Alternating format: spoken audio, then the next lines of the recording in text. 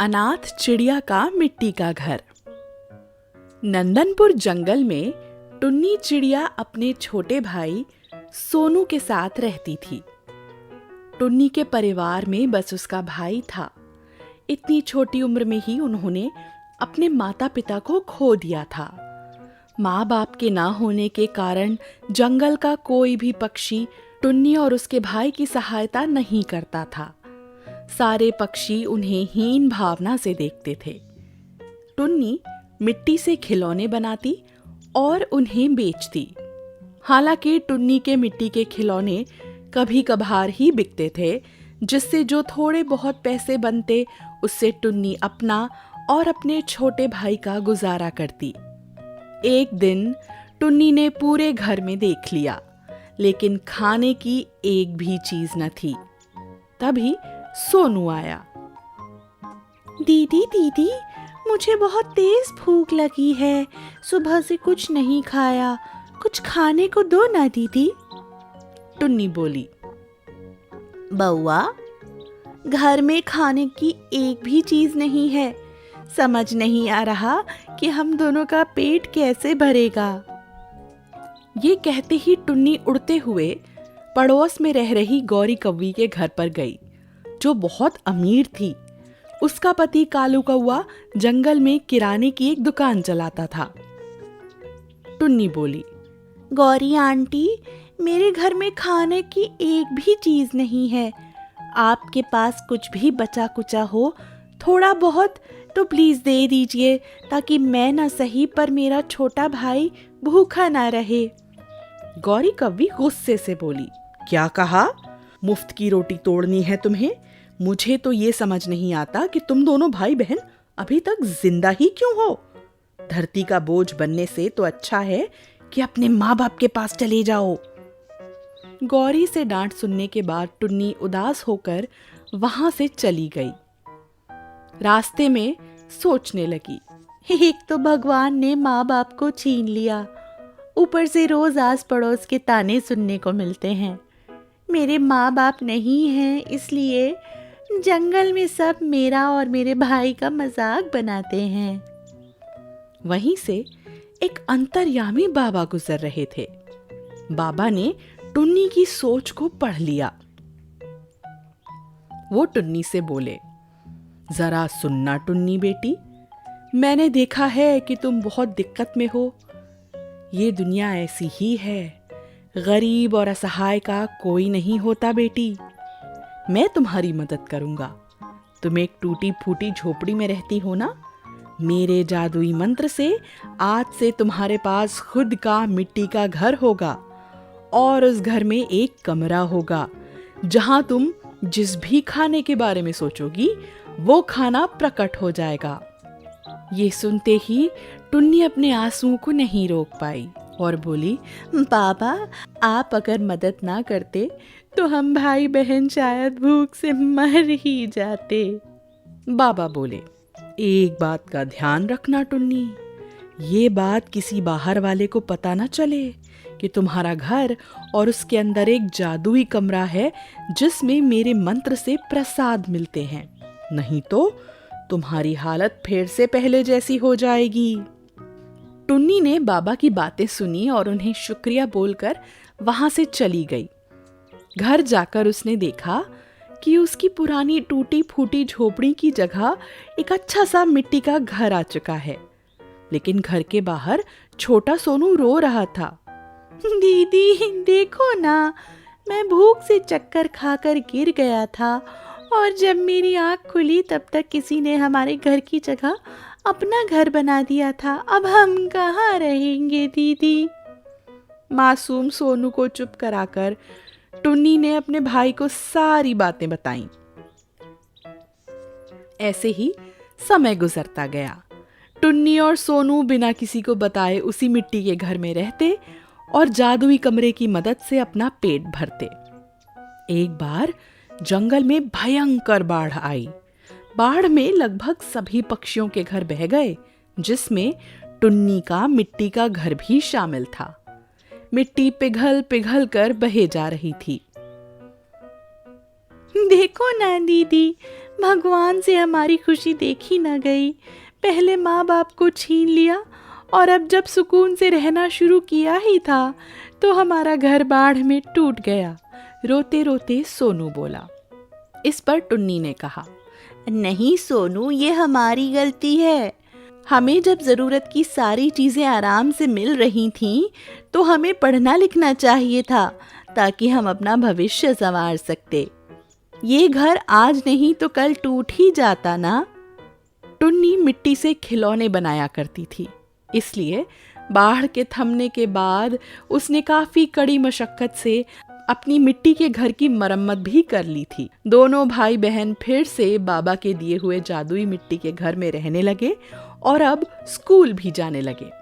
तो दोस्तों, ध्यान रहे, जीवन में हमें हमेशा आगे बढ़ते रहने की सोच रखनी चाहिए, क्योंकि कोई भी चीज हमेशा के लिए नहीं रहती। टुनटुनी चिड़िया अपने भैया और भाभी के साथ रहती थी। टुनटुनी की भाभी गौरी कौवी बहुत खड़ूस और अत्याचारी थी। गौरी कौवी चाहती थी कि टुनटुनी की शादी किसी भी ऐरे गैरे के साथ हो जाए, तो शादी का खर्चा करने से वो और टुनटुनी का भाई दोनों बच जाएंगे। गौरी कौवी जंगल में हमेशा टुनटुनी का रिश्ता ढूंढती रहती थी। एक दिन गौरी कौवी सब्जी लेने बाजार जा रही थी। तभी रास्ते में उसने देखा गरीब सोनू चीड़ा अपने पापा के इलाज के लिए भीख मांग रहा था। सोनू चीड़ा गौरी कौवी के पास आता है और कहता है, मेरी मदद कीजिए बहन जी, मेरे पापा बहुत बीमार हैं। मैं हर जगह काम ढूंढ रहा हूँ, लेकिन मेरी गरीबी को देखकर मुझे कोई काम पर नहीं रखता। अगर आप मेरी मदद नहीं करेंगी तो मेरे पापा मर जाएंगे। गौरी कौवी सोचती है, ये गरीब लड़का मेरे बहुत काम का है। मैं इसकी शादी उस चंडाल टुनटुनी से करवा दूंगी तो मुझे उससे छुटकारा मिलेगा और दहेज के पैसे भी बच जाएंगे। ऐसा सोचकर गौरी कौवी गरीब सोनू चिड़ा को कहती है, मैं तुम्हें पैसे दे सकती हूँ, लेकिन मेरी भी एक शर्त है, तुम्हें मेरा एक काम करना होगा। सोनू चिड़ा, हाँ, आप बस पैसे दे दीजिए मालकिन, आप जो बोलेंगी मैं वो करूँगा। गौरी सोनू को 2000 रुपए दे देती है और फिर सब्जी लेकर घर आ जाती है। अगले दिन टुनटुनी का भाई टुन्नू अपने ऑफिस के लिए निकल रहा था कि तभी उसकी पत्नी गौरी कौवी उसको रोकती है और कहती है, सुनो जी, मुझे अपनी टुनटुनी के लिए जंगल में एक पैसे वाला लड़का मिला है। देखने में भी वह काफी अच्छा है। आप कहें तो मैं बात आगे बढ़ाऊं। अरे, लड़का कैसा है, क्या करता है, घर परिवार के लोग कैसे हैं, ये सब जाने बिना मैं अपनी बहन की शादी उससे कैसे करवा दूं? हाँ, तुम्हें मेरे ढूंढे हुए लड़के पर कैसे विश्वास होगा? तुम्हें तो लगता है कि मैं टुनटुनी की जान की दुश्मन हूँ। रहने दो, अब मैं टुनटुनी के लिए कोई रिश्ता नहीं ढूंढ के लाऊंगी। खुद ढूंढ लेना अपनी प्यारी बहन के लिए रिश्ता। अरे नहीं, मेरा वो मतलब नहीं था गौरी। अच्छा चलो, आज तो मुझे आने में लेट होगा, तुम उसे कल सुबह घर पे ही बुला लेना। गौरी कौवी उसी भिखारी गरीब चिड़े को घर बुलाती है। वो उसे घर पर आने के लिए पहले अच्छे कपड़े खरीद कर देती है ताकि वो देखने में अमीर लगे। गौरी कौवी कपड़ा देकर कहती है, सुन सोनू, मैं तेरे बारे में जो भी झूठ बोलूंगी तुझे सब में हाँ मिलाना है। अगर तू ऐसा नहीं करेगा तो तुझे मेरे 2000 रुपए अभी देने पड़ेंगे। नहीं मालकिन, आप जो बोलूंगी वो मैं करूंगा। आपके कारण ही मेरे पिता जिंदा हैं। अगले दिन सुबह सोनू चिड़ा टुनटुनी के घर पर आ जाता है। एक सोफे पर सोनू चिड़ा बैठा होता है और दूसरे सोफे पर टुन्नू और उसकी पत्नी गौरी। गौरी कौवी टुन्नू से, सोनू की पास के शहर में एक बहुत बड़ी कंपनी है। अच्छा सोनू, तुम महीने के कितना कमा लेते हो? जी मैं कम से कम 2 लाख रुपए महीने का कमा ही लेता हूँ। हाँ, मुझे याद आ गया, तुम्हारी माँ से मेरी बात हुई थी तो उन्होंने भी कहा था कि मेरा बेटा महीने के 2 लाख कमाता है। तो सोनू, तुम वापस दूसरे शहर कब जा रहे हो? जी मैं सिर्फ 2 दिन और इस जंगल में रहूंगा, 2 दिन बाद मेरी एक बड़ी कंपनी के साथ मीटिंग है, तो मैं वापस शहर चला जाऊंगा। मैं चाहता हूँ कि टुनटुनी और मेरी शादी अगले 2 दिन के अंदर ही हो जाए और मुझे कोई दहेज भी नहीं चाहिए। मेरे पास पहले से ही बहुत पैसा है। टुन्नू चिड़ा दोनों की बातों को सुनकर, अरे वाह बेटे, बातें तो तुम बहुत अच्छी करते हो। मुझे यह शादी मंजूर है बेटा, लेकिन मेरी एक लौती बहन की शादी है, तो तुम्हें हमसे कुछ लेना ही पड़ेगा। हम तुम्हें खाली हाथ शादी नहीं करने दे सकते हैं। गौरी कौवी, नहीं जी, आप ये कैसी बातें कर रहे हो? हम दहेज लेने और देने दोनों के खिलाफ हैं। बेटा सोनू, शादी अगले 2 दिन में ही होगी। गौरी कौवी ने सोनू को ब्लैकमेल किया, जिससे सोनू को झूठ बोलना पड़ा। सोनू चिड़ा भी दोनों की बातों में आ गया। उसने टुनटुनी और सोनू चिड़ा की शादी धूमधाम से कराई। टुनटुनी अपने ससुराल चली जाती है। सोनू चिड़ा बहुत अच्छा था। उसने शादी के बाद सारा सच टुनटुनी को बता दिया। सोनू चिड़ा, तो ये है सारी सच्चाई टुनटुनी। अगर ये सब सुनने के बाद तुम वापस अपने मायके जाना चाहती हो तो चली जाओ, मैं तुम्हें नहीं रोकूंगा। टुनटुनी, गौरी भाभी ने भले ही मेरी शादी किसी के साथ की हो, लेकिन शादी के बाद आप ही मेरे पति हुए और यह परिवार मेरा घर। मैं अपने घर को छोड़कर कहीं नहीं जाऊंगी। मुझे आप जैसे रखेंगे मैं रह लूंगी, लेकिन मैं वापस अपने मायके जाकर अपने भैया को और परेशान नहीं करना चाहती हूँ। टुनटुनी सोनू चिड़ा और उसके पापा के साथ मिलकर दूसरे गांव चली जाती है। टुनटुनी के पास जो थोड़ा बहुत पैसा था, उससे उसने एक झोपड़ी बनाई।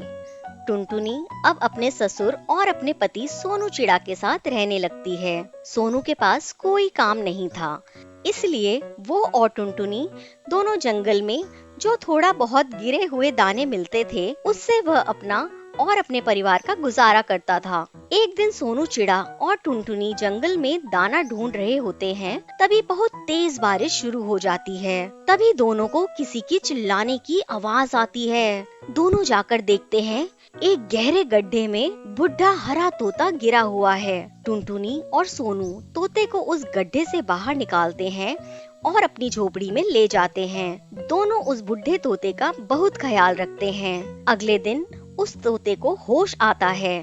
हरा तोता, तुम दोनों ने मेरी जान बचाकर मेरे ऊपर बहुत बड़ा एहसान किया है। मैं एक जादूगर हूँ। जंगल के रास्ते दूसरे शहर जा रहा था।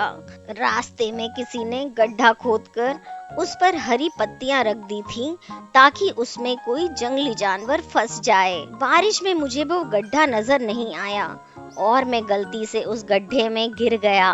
तुम दोनों अगर वहाँ नहीं होते तो आज मैं जिंदा नहीं होता। टुनटुनी, तोता ये लीजिए, ये गरम गरम दूध पी लीजिए, इससे आप जल्द ठीक हो जाएंगे। तुम दोनों काफी गरीब लगते हो, क्या मैं तुम्हारी कोई मदद कर सकता हूँ? सोनू चिड़ा हरे तोते को सारी बात बताता है। हरा तोता सारी बात सुनकर, अब तुम्हें परेशान होने की कोई जरूरत नहीं है। आज से ये झोपड़ी मेरे जादू से एक आलीशान झोपड़ी में बदल जाएगी और तुम जो कुछ भी मंगवाओगे वो पल भर में पूरा हो जाएगा। इतना कहकर जादूगर तोता वहाँ से चला गया। जादूगर के जाते ही टुनटुनी और सोनू की झोपड़ी आलीशान बन गई। परिवार के तीनों लोग आराम से उस आलीशान जादुई झोपड़ी में रहने लगे। उनके पास सुख सुविधा की सारी चीजें थी। सोनू चिड़ा के पापा, बेटी टुनटुनी, तुम हमारे परिवार में देवी बनकर आई हो बेटी। तुम्हारे आते ही हमारे सारे कष्ट दूर हो गए। पापा, मैं सोच रही थी क्यों ना मैं कुछ दिनों के लिए अपने भैया और भाभी से मिलाऊं। सोनू चिड़ा के पापा, हाँ टुनटुनी, ये भी कोई पूछने की बात है। सोनू कल तुम्हें तुम्हारे मायके छोड़ देगा। टुनटुनी ढेर सारे सोने चांदी के जेवरात लेकर अपने मायके जाती है। टुनटुनी मायके आकर देखती है कि उसकी भाभी गौरी कौवी की तबीयत बहुत खराब थी। उसे कैंसर हो गया था। शायद उसने जो पाप किया था ये उसी की सजा थी। गौरी कौवी टुनटुनी से, टुनटुनी, मैंने सारी बातें तुम्हारे भैया को बता दी हैं और मुझे अपनी गलती की सजा भी मिल चुकी है बेटा। टुनटुनी, मुझे माफ कर दो बेटी। टुनटुनी, गौरी भाभी, आप ये कैसी बातें कर रही हैं? पुरानी बातों को कोई याद रखता है क्या?